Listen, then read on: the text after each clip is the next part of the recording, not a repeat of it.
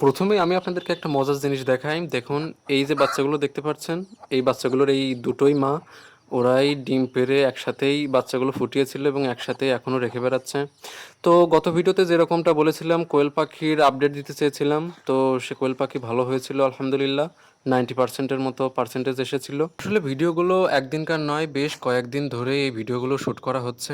বাড়ির একপাশে বেশ কিছু ফুল গাছ লাগিয়েছিলাম এবং সেখানে বেগুনের চারাও দেওয়া হয়েছিল। তো সেই জায়গাটা বেশ খানিকটা নোংরা হয়ে গেছিল এবং পরিষ্কার করার দরকার ছিল। আসলে একা মানুষ সবকিছুর সব কাজের শট নেওয়া হয় না। ওই কাজের আগে দেখানো হয়, কাজের পরে দেখানো হয়, যার কারণে আপনাদেরকে একটু বুঝে নিতে হয়। এরই মাঝে ক্ষণিকের জন্য আবার ঝড় বৃষ্টিও শুরু হয়ে গেছিল। দোকানে এসে আটকা পড়ছিলাম। এরকম এলোমেলোভাবেই আমার খামার এবং জীবন চলছে। তো সাথেই থাকবেন আপনারা। আগামী দিনে আমার মুরগির ঘরটা একটু মেরামতের কাজ করব, সে বিষয়ে ভিডিও দিব ইনশাল্লাহ। কীরকম কী করি, দোতলা করব ভাবছি।